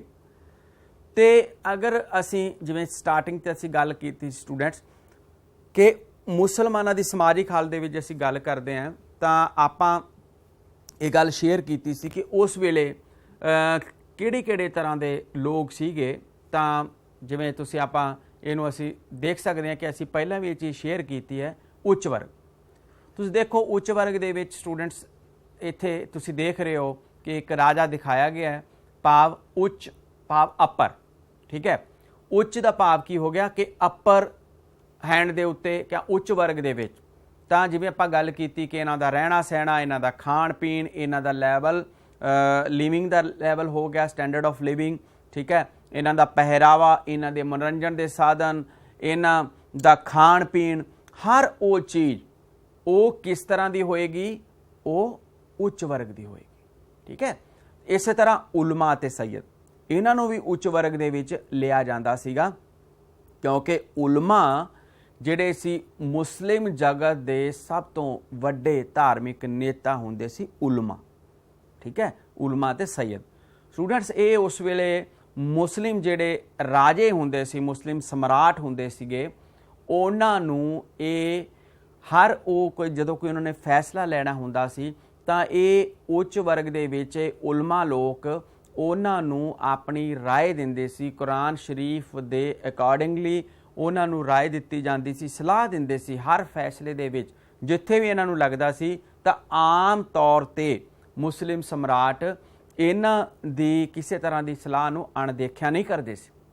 ਹਾਂ, ਅਕਬਰ ਸਮਰਾਟ, ਕਿਉਂਕਿ ਅਕਬਰ ਬਹੁਤ ਹੀ ਸਹਿਣਸ਼ੀਲਤਾ ਵਾਲਾ ਸਮਰਾਟ ਸੀ। ਖਾਸ ਤੌਰ 'ਤੇ ਜਦੋਂ ਅਸੀਂ ਗੱਲ ਕਰਦੇ ਹਾਂ ਕਿ ਉਹਨਾਂ ਨੇ ਹਿੰਦੂ ਸਮਾਜ ਦੇ ਵਿੱਚ ਅਸੀਂ ਦੇਖਦੇ ਹਾਂ ਕਿ ਰਾਣੀ ਜੋਧਾਬਾਈ ਨਾਲ ਉਹਨਾਂ ਨੇ ਨਿਕਾਹ ਕੀਤਾ ਸੀ, ਉਹਨਾਂ ਨੇ ਵਿਆਹ ਕੀਤਾ ਸੀਗਾ। ਇਸੇ ਤਰ੍ਹਾਂ ਬਹੁਤ ਸਾਰੇ ਹਿੰਦੂ ਜਿਹੜੇ ਐਸੇ, ਕਿਉਂਕਿ ਬੜੇ ਟੈਲੈਂਟਡ ਜਿਹੜੇ ਪਰਸਨਸ ਹੁੰਦੇ ਸੀ, ਉਹਨਾਂ ਨੂੰ ਅਕਬਰ ਨੇ ਅਪੁਆਇੰਟ ਵੀ ਕੀਤਾ ਸੀ, ਕਿਉਂਕਿ ਉਸ ਦੇ ਵਿੱਚ ਧਾਰਮਿਕ ਸਹਿਣਸ਼ੀਲਤਾ ਸੀ। ਉਹ ਵੱਖ ਧਰਮਾਂ ਦਾ ਸਤਿਕਾਰ ਕਰਦਾ ਸੀ, ਆਦਰ ਕਰਦਾ ਸੀ। ਇਸ ਕਰਕੇ ਅਕਬਰ ਨੇ ਉਸ ਵੇਲੇ ਇਹਨਾਂ ਦੇ ਪ੍ਰਭਾਵ ਨੂੰ ਬਹੁਤ ਘਟਾ ਦਿੱਤਾ ਸੀ। ਠੀਕ ਹੈ, ਤਾਂ ਅੱਗੇ ਅਸੀਂ ਚੱਲਦੇ ਹਾਂ ਮੱਧ ਸ਼੍ਰੇਣੀ। ਮੱਧ ਸ਼੍ਰੇਣੀ ਦੀ ਵੀ ਅਸੀਂ ਵਿਦਿਆਰਥੀਓ ਜੇ ਗੱਲ ਕਰੀਏ, ਅਸੀਂ ਉਸ ਦੇ ਬਾਰੇ ਡਿਸਕਸ ਪਹਿਲਾਂ ਵੀ ਕੀਤਾ ਹੈ ਕਿ ਮੱਧ ਸ਼੍ਰੇਣੀ ਦੇ ਵਿੱਚ ਉਸ ਵੇਲੇ ਦੇ ਨੌਕਰੀ ਪੇਸ਼ਾ ਲੋਕ ਜਾਂ ਉਸ ਵੇਲੇ ਦੇ ਵਪਾਰੀ ਵਰਗ ਲੋਕ, ਇਹ ਸਾਰੇ ਲੋਕ ਜਿਹੜੇ ਸੀ ਉਹ ਮੱਧ ਸ਼੍ਰੇਣੀ ਦੇ ਵਿੱਚ ਆਉਂਦੇ ਸੀ। ਤਾਂ ਮੱਧ ਸ਼੍ਰੇਣੀ ਦੇ ਵਿੱਚ ਅਸੀਂ ਦੇਖਦੇ ਹਾਂ ਕਿ ਜੇ ਉਹਨਾਂ ਦੇ ਅਸੀਂ ਰਹਿਣ ਸਹਿਣ ਦੀ ਗੱਲ ਕਰੀਏ, ਅਸੀਂ ਉਹਨਾਂ ਦੇ ਖਾਣ ਪੀਣ ਦੀ ਗੱਲ ਕਰੀਏ, ਜਾਂ ਅਸੀਂ ਉਹਨਾਂ ਦੇ ਪਹਿਰਾਵੇ ਦੀ ਗੱਲ ਕਰੀਏ, ਜਾਂ ਅਸੀਂ ਉਹਨਾਂ ਦੀ ਪੁਸ਼ਾਕਾਂ ਦੀ ਗੱਲ ਕਰੀਏ, ਤਾਂ ਉਹ ਮੱਧ ਦਰਜੇ ਦਾ ਹੁੰਦਾ ਸੀ, ਉਹ ਮਿਡਲ ਲੈਵਲ ਦਾ ਹੁੰਦਾ ਸੀ। ਉਸ ਤੋਂ ਬਾਅਦ ਹੈ ਹੇਠਲੀ ਸ਼੍ਰੇਣੀ, ਨੀਵੀਂ ਸ਼੍ਰੇਣੀ। ਵਿਦਿਆਰਥੀਓ ਤੁਸੀਂ ਦੇਖੋ ਕਿ ਇਸ ਸ਼੍ਰੇਣੀ ਦੇ ਵਿੱਚ ਜਿਵੇਂ ਕਿ ਤੁਸੀਂ ਤਸਵੀਰ ਦੇ ਵਿੱਚ ਪਿਕਚਰ ਦੇਖ ਰਹੇ ਹੋ ਕਿ ਇਹਨਾਂ ਦੀ ਹਾਲਤ ਕਿੰਨੀ ਤਰਸਯੋਗ ਹੈ ਕਿ ਇਹ ਜੋ ਕਿ ਜ਼ਬਰਦਸਤੀ ਇਹਨਾਂ ਤੋਂ ਕੰਮ ਲਿਆ ਜਾ ਰਿਹਾ ਹੈ। ਔਰ ਤੁਸੀਂ ਦੇਖੋ ਕਿ ਕਿਸ ਤਰੀਕੇ ਇਹ ਬਿਲਕੁਲ ਅਸਲੀਅਤ ਨੂੰ ਬਿਆਨ ਕਰਦੀ ਹੈ ਵਿਦਿਆਰਥੀਓ ਕਿ ਉਸ ਵੇਲੇ ਜਿਹੜੇ ਨੀਵੀਂ ਸ਼੍ਰੇਣੀ ਦੇ ਲੋਕ ਹੁੰਦੇ ਸੀ ਉਹਨਾਂ ਨਾਲ ਬਹੁਤ ਮਾੜਾ ਸਲੂਕ ਕੀਤਾ ਜਾਂਦਾ ਸੀ। ਗੁਲਾਮ ਗੁਲਾਮਾਂ ਦੀਆਂ ਮੰਡੀਆਂ ਲੱਗਦੀਆਂ ਸੀ ਔਰ ਗੁਲਾਮ ਖਰੀਦੇ ਤੇ ਵੇਚੇ ਜਾਂਦੇ ਸੀ। ਕਈ ਵਾਰੀ ਕੋਈ ਗੁਲਾਮ ਅਗਰ ਉਹ ਮੰਡੀਆਂ ਜਦੋਂ ਲੱਗਦੀਆਂ ਸੀ ਤਾਂ ਕਿਸੇ ਗੁਲਾਮ ਨੂੰ ਵੇਚ ਕੇ ਉਸ ਦੀ ਜਗ੍ਹਾ ਕੁਝ ਪੈਸੇ ਹੋਰ ਪਾ ਕੇ ਇੱਕ ਹੋਰ ਤੰਦਰੁਸਤ ਜਾਂ ਇੱਕ ਤਾਕਤਵਰ ਗੁਲਾਮ ਖਰੀਦ ਲਿਆ ਜਾਂਦਾ ਸੀ ਔਰ ਉਹ ਪੁਸ਼ਤ ਦਰ ਪੁਸ਼ਤ ਕੰਮ ਕਰਦੇ ਸੀ।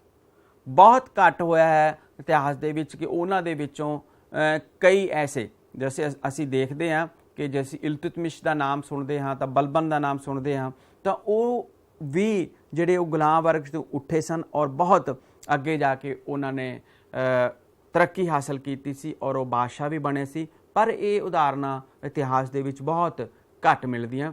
ਉਹਨਾਂ ਨੂੰ ਹਮੇਸ਼ਾ ਹੀ ਜਿਹੜਾ ਉਹ ਆਪਣੇ ਮਾਲਕ ਦੀ ਸੇਵਾ ਕਰਨੀ ਪੈਂਦੀ ਸੀ ਔਰ ਬਦਲੇ ਵਿੱਚ ਉਹਨਾਂ ਨੂੰ ਸਿਰਫ ਗੁਜ਼ਾਰਾ ਕਰਨ ਲਈ ਉਹ ਆਪਣਾ ਰੋਟੀ ਪਾਣੀ ਦਿੱਤਾ ਜਾਂਦਾ ਸੀ। ਉਹਨਾਂ ਦਾ ਮੇਨ ਮਕਸਦ ਹੁੰਦਾ ਸੀ ਆਪਣੇ ਮਾਲਕ ਦੀ ਖੁਸ਼ੀ। ਅੱਗੇ ਚੱਲਦੇ ਹਾਂ ਅਸੀਂ ਮੁਸਲਿਮ ਸਮਾਜ ਦੇ ਵਿੱਚ ਇਸਤਰੀਆਂ ਦੀ ਸਥਿਤੀ, ਜਿਸ ਦੇ ਬਾਰੇ ਅਸੀਂ ਡਿਸਕਸ ਕੀਤਾ। ਅਸੀਂ ਭੋਜਨ ਦੇ ਬਾਰੇ ਗੱਲ ਕੀਤੀ ਕਿ ਉਹਨਾਂ ਦਾ ਭੋਜਨ ਕਿਸ ਤਰ੍ਹਾਂ ਦੇ ਹੁੰਦਾ ਸੀ। ਅਸੀਂ ਉਹਨਾਂ ਦੇ ਪਹਿਰਾਵੇ ਦੀ ਗੱਲ ਕੀਤੀ। ਇਸ ਤਰ੍ਹਾਂ ਅਸੀਂ ਉਹਨਾਂ ਦੀ ਸਿੱਖਿਆ ਦੇ ਬਾਰੇ ਗੱਲ ਕੀਤੀ ਅਤੇ ਅਸੀਂ ਉਹਨਾਂ ਦੇ ਮਨੋਰੰਜਨ ਦੇ ਸਾਧਨ ਕਿਸ ਤਰ੍ਹਾਂ ਦੇ ਹੁੰਦੇ ਸਨ, ਅਸੀਂ ਉਹਨਾਂ ਦੇ ਬਾਰੇ ਡਿਸਕਸ ਕੀਤਾ। ਔਰ ਜੇ ਅਸੀਂ ਉਸ ਵੇਲੇ ਦੀ ਆਰਥਿਕ ਹਾਲਤ ਦੀ ਗੱਲ ਕਰੀਏ ਤਾਂ ਵਿਦਿਆਰਥੀਓ, ਆਰਥਿਕ ਖੁਸ਼ਹਾਲੀ ਪਹਿਲਾਂ, ਠੀਕ ਹੈ, ਉਸ ਵੇਲੇ ਆਰਥਿਕ ਤੌਰ ਤੇ, ਕਿਉਂਕਿ ਸਾਡੇ ਪੰਜਾਬ ਦੀ ਜਲਵਾਯੂ ਕੁਝ ਇਸ ਤਰ੍ਹਾਂ ਦੇ ਸੀ, ਕਿਉਂਕਿ ਅਸੀਂ ਦੇਖਦੇ ਹਾਂ, ਜਾਣਦੇ ਹਾਂ, ਇਤਿਹਾਸ ਦੇ ਵਿੱਚ ਪੜ੍ਹਿਆ ਅਸੀਂ ਕਿ ਪੰਜਾਬ ਦੇ ਮੈਦਾਨਾਂ ਦੀ ਗਿਣਤੀ ਸੰਸਾਰ ਦੇ ਸਭ ਤੋਂ ਉਪਜਾਊ ਮੈਦਾਨਾਂ ਵਿੱਚੋਂ ਕੀਤੀ ਜਾਂਦੀ ਸੀ, ਕਿਉਂਕਿ ਪੰਜਾਬ ਜਗਰਾਫੀਕਲ ਪੁਆਇੰਟ ਆਫ ਵਿਊ ਤੇ ਭੂਗੋਲਿਕ ਪੱਖ ਤੋਂ ਅਗਰ ਅਸੀਂ ਦੇਖਦੇ ਹਾਂ ਤਾਂ ਪੰਜਾਬ ਇਸ ਪੋਜੀਸ਼ਨ ਤੇ ਹੈ ਕਿ ਜਿੰਨੇ ਵੀ ਦਰਿਆ, ਠੀਕ ਹੈ, ਮੰਨਿਆ ਜਾਂਦਾ ਕਿ ਪੰਜਾਬ 5 ਦਰਿਆਵਾਂ ਦੀ ਧਰਤੀ ਸੀ। ਕਿਸੇ ਵੇਲੇ ਇਸ ਨੂੰ ਸਪਤ ਸਿੰਧੂ ਵੀ ਕਿਹਾ ਜਾਂਦਾ ਸੀ। ਸਿੰਧ ਅਤੇ ਸਰਸਵਤੀ 2 ਦਰਿਆ ਜਿਹੜੇ ਕਿ ਬਾਅਦ ਦੇ ਵਿੱਚ ਅਲੋਪ ਹੋ ਗਏ ਸੀਗੇ। ਤਾਂ ਉਹ ਇਹਨਾਂ ਦਰਿਆਵਾਂ ਦੀ ਮਿੱਟੀ, ਕਿਉਂਕਿ ਪੰਜਾਬ ਜਿਹੜੇ ਉੱਪਰੋਂ ਹਿਮਾਲਿਆ ਤੋਂ ਉਹ ਮਿੱਟੀ ਦਰਿਆਵਾਂ ਤੋਂ ਆਉਂਦੀ ਸੀ, ਉਪਜਾਊ ਮਿੱਟੀ ਵੀ ਨਾਲ, ਔਰ ਮੈਦਾਨ, ਕਿਉਂਕਿ ਪੰਜਾਬ ਇੱਕ ਮੈਦਾਨ ਸੀ, ਠੀਕ ਹੈ। ਤੁਸੀਂ ਇਹ ਪੜ੍ਹਿਆ ਪਿਛਲੇ ਚੈਪਟਰ ਦੇ ਵਿੱਚ, ਦੁਆਬਿਆਂ ਬਾਰੇ ਪੜ੍ਹਿਆ, ਠੀਕ ਹੈ। ਤਾਂ ਤੁਸੀਂ ਦੇਖਦੇ ਹੋ ਕਿ 5 ਦੁਆਬੇ ਅਲੱਗ-ਅਲੱਗ ਦਰਿਆਵਾਂ ਦੇ ਪਹਿਲੇ ਨਾਮ ਤੋਂ ਮਿਲ ਕੇ ਬਣੇ ਹੋਏ ਸੀਗੇ। ਤਾਂ ਉਹ ਸਾਰਾ ਮੈਦਾਨੀ ਖੇਤਰ, ਜਿਸ ਨੂੰ ਅਸੀਂ ਕਹਿ ਦਿੰਦੇ ਹਾਂ ਪੰਜਾਬ ਦੀ ਜਿਹੜੀ ਲੈਂਡ ਹੈ, ਉਸ ਨੂੰ ਮੈਦਾਨੀ ਖੇਤਰ ਕਿਹਾ ਜਾਂਦਾ ਹੈ। ਤਾਂ ਸਾਰੀ ਉਪਜਾਊ ਮਿੱਟੀ ਇੱਥੇ ਆ ਕੇ ਵਿਸ ਜਾਂਦੀ ਸੀ ਔਰ ਪਾਣੀ ਦੀ ਕੋਈ ਕਮੀ ਨਹੀਂ ਸੀ। ਔਰ ਅਸੀਂ ਦੇਖਦੇ ਹਾਂ ਵਿਦਿਆਰਥੀਓ, ਇਸੇ ਕਰਕੇ ਪੰਜਾਬ ਨੂੰ ਅੰਨ ਦਾ ਭੰਡਾਰ ਵੀ ਕਿਹਾ ਜਾਂਦਾ ਹੈ, ਅੰਨਦਾਤਾ ਵੀ ਕਿਹਾ ਜਾਂਦਾ ਹੈ। ਔਰ ਉਹ ਪ੍ਰਾਚੀਨ ਸਮੇਂ ਤੋਂ ਅੱਜ ਤੱਕ, ਅੱਜ ਵੀ ਉਹ ਚੀਜ਼ ਬਰਕਰਾਰ ਹੈ ਕਿ ਪੰਜਾਬ ਜਿਹੜਾ ਹੈ ਉਹ ਅੰਨਦਾਤਾ, ਕਿਉਂਕਿ ਫਰਟਾਈਲ ਲੈਂਡ ਬਹੁਤ ਜ਼ਿਆਦਾ ਹੈਗੀ ਹੈ। ਇਸ ਕਰਕੇ ਆਰਥਿਕ ਖੁਸ਼ਹਾਲੀ ਸੀ, ਇਸ ਕਰਕੇ ਆਰਥਿਕ ਪੱਖ ਤੋਂ ਖੁਸ਼ਹਾਲ ਸੀ, ਕਿਉਂਕਿ ਉਸ ਵੇਲੇ ਹੋਰ ਉਦਯੋਗ ਬਹੁਤ ਜ਼ਿਆਦਾ ਵਿਕਸਿਤ ਨਹੀਂ ਹੋਏ ਸੀਗੇ। ਆਮ ਤੌਰ ਤੇ ਕਿਉਂਕਿ ਜ਼ਿਆਦਾਤਰ ਜਿਹੜਾ ਹੈ ਉਹ ਉਸ ਵੇਲੇ ਇਨਕਮ ਉਹ ਕਿੱਥੋਂ ਹੁੰਦੀ ਸੀ ਪ੍ਰਾਪਤ, ਉਹ ਹੁੰਦੀ ਟੈਕਸ ਕਿੱਥੋਂ ਕਲੈਕਟ ਕੀਤਾ ਜਾਂਦਾ ਸੀ, ਉਹ ਜ਼ਮੀਨ ਤੋਂ ਹੀ, ਜ਼ਮੀਨ ਦੀ ਜਿਹੜੀ ਵੀ ਕਮਾਈ ਹੁੰਦੀ ਸੀ, ਫਸਲਾਂ ਤੋਂ ਕਮਾਇਆ ਜਾਂਦਾ ਸੀ, ਉੱਥੋਂ ਹੀ ਉਹ ਕਮਾਈ ਕੀਤੀ ਜਾਂਦੀ ਸੀ। ਔਰ ਉਸ ਤੋਂ ਅੱਗੇ ਟੈਕਸ ਦੇ ਰੂਪ ਵਿੱਚ ਟੈਕਸ ਲਿਆ ਜਾਂਦਾ ਸੀ। ਅਸੀਂ ਦੇਖਦੇ ਹਾਂ ਕਿ ਟੈਕਸ ਦੇ ਰੂਪ ਵਿੱਚ ਜ਼ਬਤੀ ਪ੍ਰਣਾਲੀ ਲਾਗੂ ਕੀਤੀ ਗਈ ਸੀਗੀ। ਉਸ ਵੇਲੇ ਜ਼ਬਤੀ ਸਿਸਟਮ ਲਾਗੂ ਕੀਤਾ ਗਿਆ ਸੀਗਾ। ਇਸ ਤਰ੍ਹਾਂ ਵੱਖ-ਵੱਖ, ਜਦੋਂ ਮੁਗਲਾਂ ਦੇ ਦਿਨ ਪੰਜਾਬ ਸੀ ਤਾਂ ਨਸਕ ਪ੍ਰਣਾਲੀ, ਖੂਹ ਪ੍ਰਣਾਲੀ, ਤਾਂ ਵੱਖ-ਵੱਖ ਤਰ੍ਹਾਂ ਦੀਆਂ ਪ੍ਰਣਾਲੀਆਂ ਜਿਹੜੀਆਂ ਉਹ ਹਲ ਪ੍ਰਣਾਲੀ ਪ੍ਰਚਲਿਤ ਸੀ, ਤਾਬੇਦਾਰੀ ਪ੍ਰਣਾਲੀ, ਇਜ਼ਾਰੇਦਾਰੀ ਪ੍ਰਣਾਲੀ, ਵੱਖ-ਵੱਖ ਸਮੇਂ ਦੇ ਵਿੱਚ ਵੱਖ-ਵੱਖ ਤਰ੍ਹਾਂ ਦੀਆਂ ਜਿਹੜੀਆਂ ਉਹ ਰੈਵਨਿਊ ਇਕੱਠਾ ਕਰਨ ਦੇ ਲਈ ਪ੍ਰਣਾਲੀਆਂ ਜਿਹੜੀਆਂ ਉਹ ਵਿਕਸਿਤ ਕੀਤੀਆਂ ਗਈਆਂ ਸੀਗੀਆਂ। ਤਾਂ ਆਮ ਤੌਰ 'ਤੇ ਅਸੀਂ ਦੇਖਦੇ ਹਾਂ ਕਿ ਆਰਥਿਕ ਖੁਸ਼ਹਾਲੀ, ਜਿਸ ਤਰ੍ਹਾਂ ਤੁਸੀਂ ਦੇਖਦੇ ਹੋ ਕਿ ਕਿਤਾ ਹਰੀ ਭਰੀ ਕ੍ਰੌਪ ਜਿਹੜੀ ਹੈ ਉਹ ਤੁਹਾਨੂੰ ਦਿਖ ਰਹੀ ਹੋਣੀ ਹੈ। ਅੱਗੇ ਹੈ ਕਿ ਮੁੱਖ ਧੰਦਾ ਖੇਤੀਬਾੜੀ, ਠੀਕ ਹੈ। ਜਿਵੇਂ ਅਸੀਂ ਪਹਿਲਾਂ ਗੱਲ ਕੀਤੀ ਹੈ ਵਿਦਿਆਰਥੀਓ ਕਿ ਖੇਤੀਬਾੜੀ ਹੀ ਉਸ ਵੇਲੇ ਲੋਕਾਂ ਦਾ ਮੁੱਖ ਧੰਦਾ ਸੀ। ਆਮ ਤੌਰ 'ਤੇ ਜਿਹੜੀ ਜਨਤਾ ਸੀਗੀ ਉਹ ਖੇਤੀਬਾੜੀ ਕਰਕੇ ਆਪਣਾ ਜੀਵਨ ਨਿਰਵਾਹ ਕਰਦੀ ਸੀਗੀ ਔਰ ਖੇਤੀਬਾੜੀ ਤੋਂ ਹੀ ਜਿਹੜਾ ਜ਼ਿਆਦਾ ਟੈਕਸ ਉਹ ਕਲੈਕਟ ਕੀਤਾ ਜਾਂਦਾ ਸੀ। ਜਦੋਂ ਅਸੀਂ ਰੈਵਨਿਊ ਦੀ ਗੱਲ ਕਰਦੇ ਹਾਂ ਵਿਦਿਆਰਥੀਓ, ਤਾਂ ਉਸ ਵੇਲੇ ਅਲੱਗ-ਅਲੱਗ ਤਰ੍ਹਾਂ ਦੀਆਂ ਪ੍ਰਥਾਵਾਂ, ਜਿਵੇਂ ਕਿ ਆਪਾਂ ਗੱਲ ਕੀਤੀ, ਉਹ ਪ੍ਰਚਲਿਤ ਸੀਗੀਆਂ। ਬਟਾਈ ਸਿਸਟਮ, ਤੇ ਫਸਲਾਂ ਨੂੰ ਕੱਟ ਕੇ ਅਲੱਗ-ਅਲੱਗ ਢੇਰੀਆਂ ਦੇ ਰੂਪ ਵਿੱਚ, ਇੱਕ ਉਹ ਸਮਾਂ ਸੀ ਜਦੋਂ ਬਟਾਈ ਸਿਸਟਮ ਸੀ। ਤਾਂ ਉਹ ਰੈਵਨਿਊ ਦੇ ਰੂਪ ਵਿੱਚ ਇਕੱਠਾ ਕੀਤਾ ਜਾਂਦਾ ਸੀ। ਤਾਂ ਖੇਤੀਬਾੜੀ ਦੇ ਵਿੱਚ ਉਸ ਵੇਲੇ ਵੱਖ-ਵੱਖ ਤਰ੍ਹਾਂ ਦੀਆਂ ਫਸਲਾਂ ਜਿਹੜੀਆਂ ਉਗਾਈਆਂ ਜਾਂਦੀਆਂ ਸੀ ਵਿਦਿਆਰਥੀਓ। ਜਿਵੇਂ ਅੱਜ ਦੀ ਡੇਟ 'ਚ ਅਸੀਂ ਦੇਖਦੇ ਹਾਂ ਕਿ ਜੋ ਫਸਲਾਂ ਉਗਾਈਆਂ ਜਾਂਦੀਆਂ, ਤਾਂ ਉਸ ਵੇਲੇ ਵੀ ਜਦੋਂ ਮੁਗਲਾਂ ਦੇ ਅਧੀਨ ਪੰਜਾਬ ਸੀ, ਉਸ ਵੇਲੇ ਵੀ ਉਹ ਸਾਰੀਆਂ ਫਸਲਾਂ ਜਿਵੇਂ ਕਿ ਕਣਕ ਹੈ, ਜੌਂ ਹੈ, ਕਪਾਹ, ਮੱਕੀ, ਗੰਨਾ, ਇਹ ਸਾਰੀਆਂ ਫਸਲਾਂ ਉਸ ਵੇਲੇ ਵੀ ਉਹ ਉਗਾਈਆਂ ਜਾਂਦੀਆਂ ਸਨ, ਉਹਨਾਂ ਦੀ ਖੇਤੀ ਕੀਤੀ ਜਾਂਦੀ ਸੀ। ਜੇ ਅਸੀਂ ਪਸ਼ੂ ਪਾਲਣ ਦੀ ਗੱਲ ਕਰੀਏ ਤਾਂ ਉਸ ਵੇਲੇ ਪਸ਼ੂ ਵੀ ਪਾਲੇ ਜਾਂਦੇ ਸੀਗੇ, ਉਹਨਾਂ ਨੂੰ ਵਪਾਰ ਦੇ ਲਈ ਵੀ ਯੂਜ਼ ਕੀਤਾ ਜਾਂਦਾ ਸੀ। ਜੇ ਉਸ ਵੇਲੇ ਆਯਾਤ ਅਤੇ ਨਿਰਯਾਤ ਵੀ ਵਿਕਸਿਤ ਸੀ। ਸੜਕਾਂ ਉਸ ਵੇਲੇ ਬਣਨ ਲੱਗ ਪਈਆਂ ਸੀ, ਸੜਕਾਂ ਦਾ ਜਾਲ ਵਿਛਣਾ ਸ਼ੁਰੂ ਹੋ ਗਿਆ ਸੀ। ਆਯਾਤ ਜਿਹੜੀਆਂ ਇੱਥੋਂ ਕੀਮਤੀ ਵਸਤਰ, ਕੀਮਤੀ ਜਿਹੜੀਆਂ ਚੀਜ਼ਾਂ ਉਹ ਬਾਹਰਲੇ ਜਗ੍ਹਾ ਦੇ ਉੱਪਰ ਜੋ ਨਿਰਯਾਤ ਕੀਤੀਆਂ ਜਾਂਦੀਆਂ ਸੀ, ਐਕਸਪੋਰਟ ਕੀਤੀਆਂ ਜਾਂਦੀਆਂ ਸੀ। ਕੀਮਤੀ ਸ਼ਾਲ, ਊਨੀ ਵਸਤਰ ਜਿਹੜੇ ਆ ਉਹ ਬਾਹਰ ਭੇਜੇ ਜਾਂਦੇ ਸੀਗੇ ਮਖਮਲ ਦੇ, ਔਰ ਇਸੇ ਤਰ੍ਹਾਂ ਗਰਮ ਮਸਾਲੇ ਉਹ ਬਾਹਰ ਭੇਜੇ ਜਾਂਦੇ ਸੀਗੇ।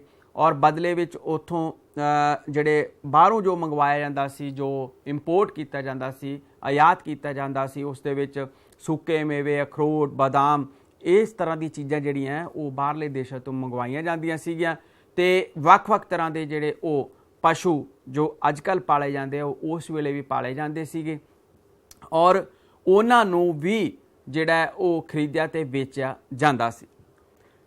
ਨੈਕਸਟ ਹੈ ਮੁੱਖ ਉਦਯੋਗ ਧੰਦੇ।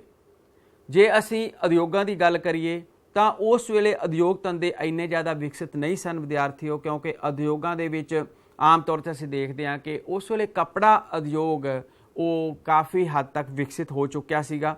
ਔਰ ਜੇ ਅਸੀਂ ਗੱਲ ਕਰੀਏ ਕਿ ਉਸ ਵੇਲੇ ਵੱਖ-ਵੱਖ ਤਰ੍ਹਾਂ ਦੇ ਜਿਹੜੇ ਸੂਤੀ ਕੱਪੜੇ, ਖਾਸ ਤੌਰ 'ਤੇ ਜਿਹੜੇ ਇਸ ਤਰ੍ਹਾਂ ਦੇ ਵਸਤਰ ਹੁੰਦੇ ਸੀ ਜਿਨ੍ਹਾਂ ਦੀ ਬਹੁਤ ਜ਼ਿਆਦਾ ਮੰਗ ਹੁੰਦੀ ਸੀ, ਤਾਂ ਉਹਨਾਂ ਦੇ ਲਈ ਜੇ ਅਸੀਂ ਖਣਿਜਾਂ ਦੀ ਗੱਲ ਕਰੀਏ ਤਾਂ ਖਣਿਜ ਵੀ ਜਿਹੜੇ ਆ ਉਸ ਵੇਲੇ ਜਿਸਤ ਜਿਹੜਾ ਹੈ ਉਹ ਉਸ ਦੀਆਂ ਖਾਣਾ ਕੁਛ ਉਪਲਬਧ ਸੀਗੀਆਂ। ਇਸ ਤਰ੍ਹਾਂ ਕੁਛ ਐਸੇ, ਬਾਕੀ ਸੋਨਾ ਚਾਂਦੀ ਜ਼ਿਆਦਾ ਪੰਜਾਬ ਦੇ ਵਿੱਚੋਂ ਉਸ ਵੇਲੇ ਨਹੀਂ ਪ੍ਰਾਪਤ ਹੁੰਦਾ ਸੀਗਾ।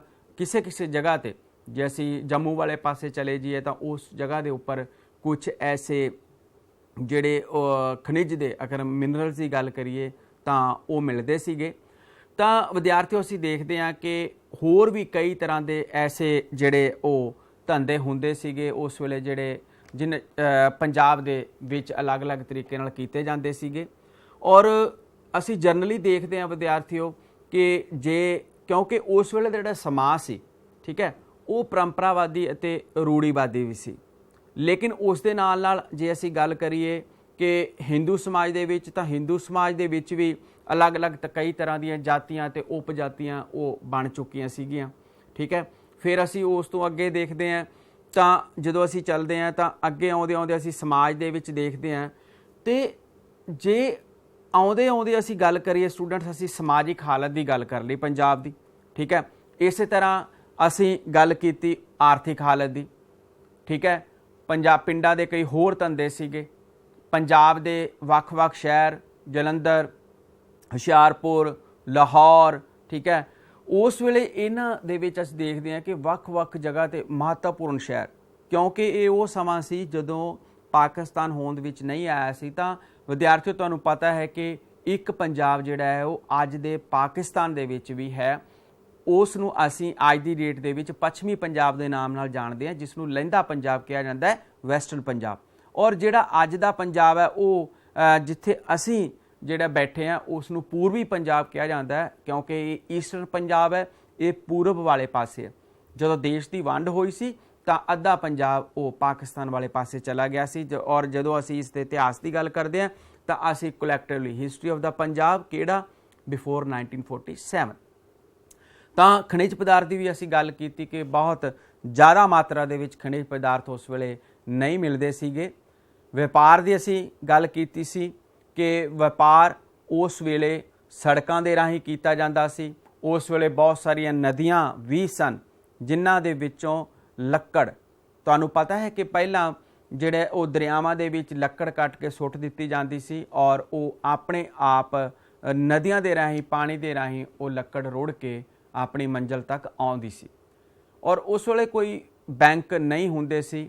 ਜੇ ਅਸੀਂ ਸਟੈਂਡਰਡ ਜਿਹੜੀ ਲਿਵਿੰਗ ਦੇ ਸਟੈਂਡਰਡ ਦੀ ਗੱਲ ਕਰੀਏ, ਜੀਵਨ ਪੱਧਰ ਦੀ ਗੱਲ ਕਰੀਏ, ਤਾਂ ਵਿਦਿਆਰਥੀਓ ਇਸ ਦੇ ਲਈ ਤੁਸੀਂ ਉਹ ਚੀਜ਼ ਹੀ ਯਾਦ ਰੱਖਣੀ ਹੈ ਕਿ ਅਪਰ ਕਲਾਸ, ਮਿਡਲ ਕਲਾਸ ਅਤੇ ਲੋਅਰ ਕਲਾਸ, ਠੀਕ ਹੈ, ਕਿ ਉਸ ਤਰ੍ਹਾਂ ਦਾ ਉਹਨਾਂ ਦਾ ਜਿਹੜਾ ਉਹ ਲੈਵਲ ਹੁੰਦਾ ਸੀਗਾ।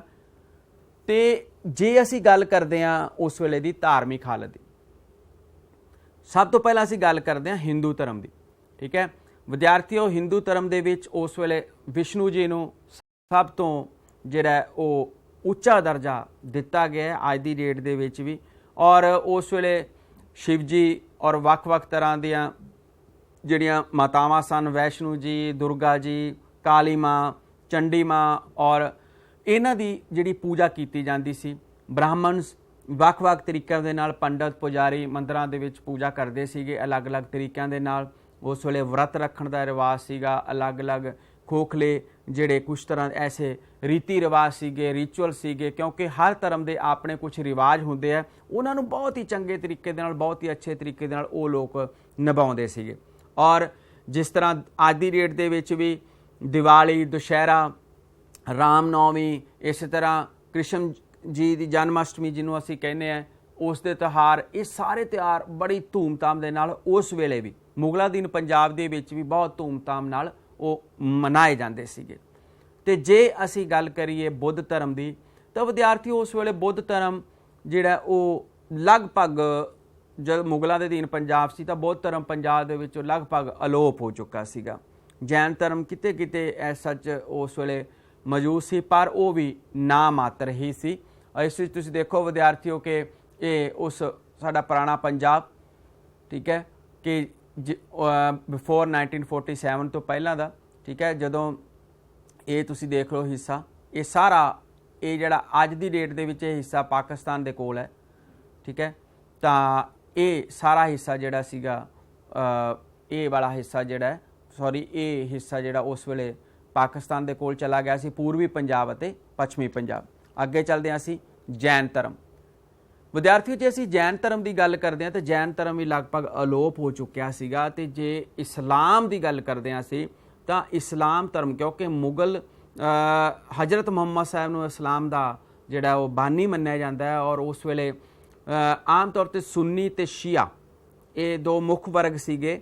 ਔਰ ਸੁੰਨੀ ਜਿਹੜਾ ਵਰਗ ਸੀਗਾ ਉਸ ਨੂੰ ਬਹੁਤ ਹੀ ਕੱਟੜ ਮੰਨਿਆ ਜਾਂਦਾ ਸੀ ਕਿ ਪੂਰੇ ਜੋ ਕੁਰਾਨ ਸ਼ਰੀਫ ਦੇ ਅਕੋਰਡਿੰਗਲੀ ਉਹ 5 ਦਿਨ ਵਿੱਚ 5 ਵਾਰੀ ਨਮਾਜ਼ ਅਦਾ ਕਰਦੇ ਸੀਗੇ। ਔਰ ਉਹ ਆਪਣੇ ਅਸੂਲਾਂ ਦੇ ਬੜੇ ਪੱਕੇ ਹੁੰਦੇ ਸੀ, ਬਹੁਤ ਕਠੋਰ ਹੁੰਦੇ ਸੀ, ਉਹ ਆਪਣੇ ਧਰਮ ਦੇ ਪ੍ਰਤੀ ਬਹੁਤ ਜ਼ਿਆਦਾ ਰਿਜਿਡ ਹੁੰਦੇ ਸੀਗੇ। ਔਰ ਉਸ ਤੋਂ ਬਾਅਦ ਅਸੀਂ ਸ਼ੀਆ ਦੀ ਗੱਲ ਕਰਦੇ ਹਾਂ ਤਾਂ ਉਹ ਲੋਕ ਫਲੈਕਸੀਬਲ ਹੁੰਦੇ ਸੀਗੇ, ਉਹ ਸਿਚੁਏਸ਼ਨ ਦੇ ਅਕੋਰਡਿੰਗਲੀ ਆਪਣੇ ਆਪ ਨੂੰ ਢਾਲ ਲੈਂਦੇ ਸੀਗੇ। ਔਰ ਉਸ ਤੋਂ ਬਾਅਦ ਹੈ ਅੱਗੇ ਸਿਲਸਿਲਿਆਂ ਦੀ ਗੱਲ ਕਰਦੇ ਹਾਂ ਅਸੀਂ ਤਾਂ ਸੂਫੀਆਂ ਦੀ ਗੱਲ ਕਰਦੇ ਹਾਂ। ਵਿਦਿਆਰਥੀਓ ਸੂਫੀ ਵੀ ਉਸ ਵੇਲੇ ਪੰਜਾਬ ਦੇ ਵਿੱਚ ਜਿਹੜੇ ਉਹ ਪ੍ਰਚਲਿਤ ਹੋਏ। ਜੇ ਅਸੀਂ ਹਰਿਮੰਦਰ ਸਾਹਿਬ ਦੀ ਗੱਲ ਕਰੀਏ ਵਿਦਿਆਰਥੀਓ, ਤੁਹਾਨੂੰ ਪਤਾ ਹੋਣਾ ਹੈ ਕਿ ਹਰਿਮੰਦਰ ਸਾਹਿਬ ਦੀ ਨੀਂਹ ਗੁਰੂ ਅਰਜਨ ਦੇਵ ਜੀ ਨੇ, ਸਿੱਖਾਂ ਦੇ 5ਵੇਂ ਗੁਰੂ ਅਰਜਨ ਦੇਵ ਜੀ ਨੇ ਉਸ ਵੇਲੇ ਦੇ ਬਹੁਤ ਹੀ ਜਿਹੜੇ ਸਤਿਕਾਰਤ ਸੀਗੇ ਸੂਫੀ ਸੰਤ ਸਾਈਂ ਮੀਆਂ ਮੀਰ ਜੀ, ਦੇਖੋ ਸੂਫੀ ਸੀਗੇ, ਉਹਨਾਂ ਤੋਂ ਨੀਂਹ ਪੱਥਰ ਰਖਵਾਇਆ ਸੀ।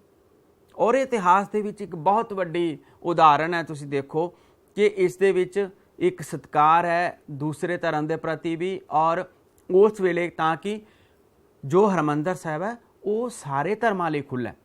ਇਸੇ ਤਰ੍ਹਾਂ ਤੁਸੀਂ ਬਾਬਾ ਫਰੀਦ ਜੀ ਬਾਰੇ ਜਾਣਿਆ ਹੋਣਾ। ਬਾਬਾ ਫਰੀਦ ਜਿਨ੍ਹਾਂ ਨੂੰ ਸ਼ੱਕਰਗੰਜ ਦੇ ਨਾਮ ਨਾਲ ਵੀ ਜਾਣਿਆ ਜਾਂਦਾ ਹੈ, ਫਰੀਦਕੋਟ ਵਿਖੇ ਬਾਬਾ ਫਰੀਦ ਜੀ ਨਾਲ ਸੰਬੰਧਿਤ ਸਾਨੂੰ ਬਹੁਤ ਸਾਰੇ ਐਸੇ ਸਮਾਰਕ ਜਿਹੜੇ ਆ ਉਹ ਦੇਖਣ ਨੂੰ ਮਿਲਦੇ ਹੈਗੇ ਆ। ਤਾਂ ਇਸਲਾਮ ਅੱਗੇ ਫਿਰ ਬਹੁਤ ਜਗ੍ਹਾ 'ਤੇ ਸਿਲਸਿਲੇ, ਚਿਸ਼ਤੀ ਸਿਲਸਿਲਾ, ਸੋਹਰਾਵਰਦੀ ਸਿਲਸਿਲਾ, ਅਲੱਗ-ਅਲੱਗ ਤਰ੍ਹਾਂ ਦੀਆਂ ਸ਼ਾਖਾਵਾਂ ਜਿਹੜੀਆਂ ਉਹ ਸਮੇਂ-ਸਮੇਂ ਦੇ ਨਾਲ ਉਹ ਚੱਲਦੀਆਂ ਰਹੀਆਂ ਸੀ। ਤਾਂ ਵਿਦਿਆਰਥੀਓ ਓਵਰਆਲ ਅਸੀਂ ਦੇਖਦੇ ਹਾਂ ਕਿ ਮੁਗਲਾਂ ਦੇ ਅਧੀਨ ਜੇ ਅਸੀਂ ਪੰਜਾਬ ਦੀ ਸਮਾਜਿਕ ਹਾਲਤ ਦੀ ਗੱਲ ਕਰੀਏ ਤਾਂ ਅਸੀਂ ਇਹ ਕਹਿ ਸਕਦੇ ਹਾਂ ਕਿ ਉਸ ਵੇਲੇ ਦਾ ਸਮਾਜ ਹਿੰਦੂ ਸਮਾਜ, ਮੁਸਲਿਮ ਸਮਾਜ ਅਤੇ ਸਿੱਖ ਸਮਾਜ ਦੇ ਵਿੱਚ ਆਮ ਮੋਟੇ ਤੌਰ 'ਤੇ ਜਿਹੜਾ ਉਹ ਵਿਸ਼ੇਸ਼ ਤੌਰ 'ਤੇ ਵੰਡਿਆ ਹੋਇਆ ਸੀ। ਅੱਗੇ ਉਹਨਾਂ ਦੇ ਵਿੱਚ ਬਹੁਤ ਸਾਰੀਆਂ ਜਾਤੀਆਂ ਅਤੇ ਉਪ ਜਾਤੀਆਂ ਦਾ ਵੀ ਜਨਮ ਹੋ ਚੁੱਕਿਆ ਸੀਗਾ। ਤੇ ਜੇ ਅਸੀਂ ਆਰਥਿਕ ਪੱਖ ਤੋਂ ਗੱਲ ਕਰੀਏ ਤਾਂ ਉਸ ਵੇਲੇ ਮੁੱਖ ਤੌਰ 'ਤੇ ਖੇਤੀਬਾੜੀ ਧੰਦਾ ਸੀਗਾ। ਉਹ ਇਸ ਤਰ੍ਹਾਂ ਕੁਝ ਵਪਾਰ ਕੀਤਾ ਜਾਂਦਾ ਸੀ, ਵਪਾਰਿਕ ਜਿਹੜੇ ਉਹ ਸੜਕਾਂ ਦਾ ਜਾਲ ਵਿਛਿਆ ਹੋਇਆ ਸੀ, ਨਹਿਰਾਂ ਸੀਗੀਆਂ ਜਿਨ੍ਹਾਂ ਰਾਹੀਂ ਵਪਾਰ ਹੁੰਦਾ ਸੀਗਾ, ਸੜਕਾਂ ਰਾਹੀਂ ਆਯਾਤ ਨਿਰਯਾਤ ਕੀਤਾ ਜਾਂਦਾ ਸੀਗਾ, ਖਣਿਜ ਪਦਾਰਥਾਂ ਦੀ ਅਸੀਂ ਗੱਲ ਕੀਤੀ ਸੀਗੀ ਆਰਥਿਕ ਹਾਲਾਤ ਦੇ ਵਿੱਚ।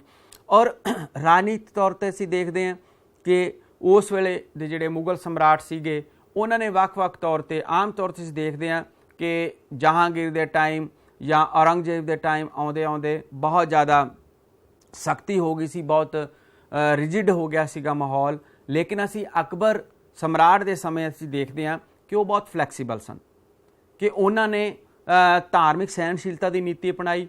ਉਹਨਾਂ ਦੇ ਦਰਬਾਰ ਦੇ ਵਿੱਚ ਵੱਖ-ਵੱਖ ਤਰ੍ਹਾਂ ਦੇ ਜਿਹੜੇ ਉਹ ਅਹੁਦੇਦਾਰ ਵੀ ਨਿਯੁਕਤ ਕੀਤੇ ਹੋਏ ਸੀ। ਇਸੇ ਤਰ੍ਹਾਂ ਅਸੀਂ ਬਾਅਦ ਦੇ ਵਿੱਚ ਧਾਰਮਿਕ ਹਾਲਾਤ ਬਾਰੇ ਵੀ ਜਾਣਕਾਰੀ ਜਿਹੜੀ ਹਾਸਲ ਕੀਤੀ ਸੀ। ਤਾਂ ਵਿਦਿਆਰਥੀਓ, ਮੈਨੂੰ ਪੂਰੀ ਉਮੀਦ ਹੈ ਕਿ ਤੁਹਾਨੂੰ ਇਸ ਟੌਪਿਕ ਦੇ ਬਾਰੇ ਬਹੁਤ ਚੰਗੇ ਤਰੀਕੇ ਨਾਲ ਸਮਝ ਆ ਗਿਆ ਹੋਣਾ ਹੈ। ਤੁਹਾਡਾ ਸਾਰਿਆਂ ਦਾ ਬਹੁਤ ਬਹੁਤ ਧੰਨਵਾਦ। Thank you.